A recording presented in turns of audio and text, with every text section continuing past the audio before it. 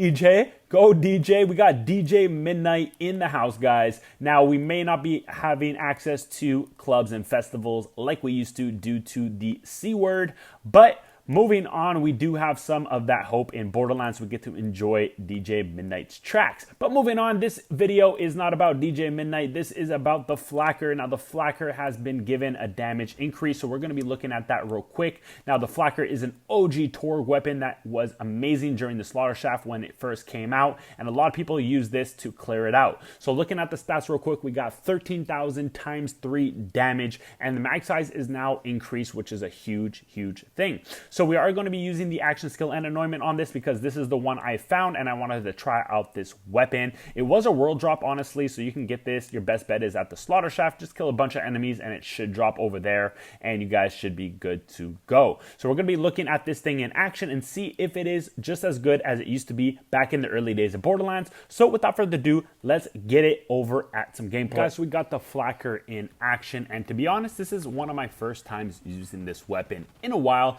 but I'm super motivated to use it because I cannot wait to get some nostalgia. Back in September when I used to use this gun religiously until they nerfed it, I kind of never picked it back up, and I'm sure a lot of people can relate. What I actually want to know too is, what do you guys use on your Flakker? Now, character-wise, I love to use this thing on Moe's. Pretty self-explanatory with the splash damage. It's just super fun to use because there's a ton of explosions everywhere, especially if you pair this with area of effect on your artifacts. The explosions are going to be everywhere. Now, moving on with this weapon, what I like about it the most is the ability it has to clear mobs. Now, clearing mobs is huge in this game because if you haven't realized already, there are always a ton of enemies in the game to deal with, and this gun can clear them out extremely, extremely fast.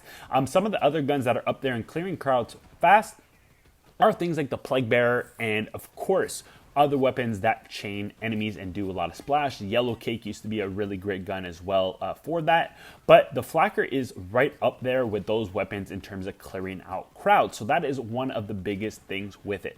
Now, when I was testing this weapon, although on some bosses being like Grave Ward for fun, I mean, why would you use this gun on Grave Ward really? But because the distance of the weapon is kind of the downfall, the accuracy is a bit weird. It's kind of like, even if you aim directly in front of you, the thing will go a certain distance all the time. So you kind of have to gauge the distance of your shots. And of course, with all the splash damage, you also have to be careful so you do not down yourselves. But other than that, this thing is extremely powerful. I would just say that against bosses is the only weakness of this gun, because I wasn't necessarily one-shotting Trant all the time, that was for sure. I also wasn't one-shotting Wotan, as you're going to see in the later clips down below. But even against this Kraken, it actually wasn't too bad, considering that I was using next to mags deal shock damage. Most of these enemies at the takedown are actually armor, so corrosive would actually be preferred. But again, we still did some good damage.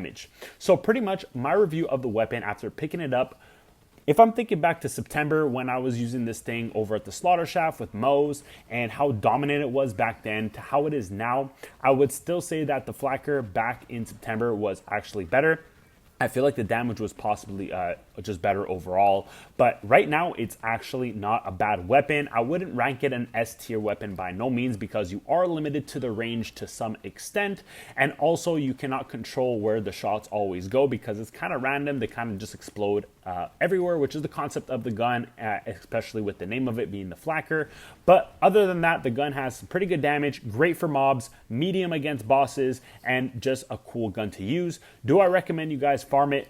If you guys want some nostalgia and you guys like to explode things and blow up maps and you really like to deal against mobs, so things like the Slaughter Shaft you guys do a lot, Proving Grounds, anything with a lot of enemies at even the takedown, this gun is going to be a good go-to to deal with that. If you guys are somebody who likes to go against bosses a lot, like just go one-on-one with Grave Ward or a Genevieve or whatever kind of boss in the game and just one-on-one them, the gun is not going to be number one out of the top tier list. You will get the kill, that's for sure, but you're not going to always one-shot anyways.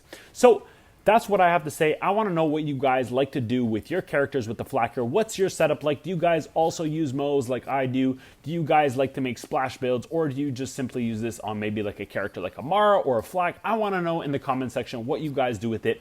Also, what are your thoughts about the Flakker? That's what I want to know. I'm sure some of you guys already tried it out, and I want to know what your opinions on that. So that's pretty much it for the commentary of the video, guys. Let me know what you want to see next in the comment section. I am willing to do what you guys want. And of course, we are going to be making another Mo's build and also another Zane build, my final Zane build until we get some new stuff. So stay tuned for that.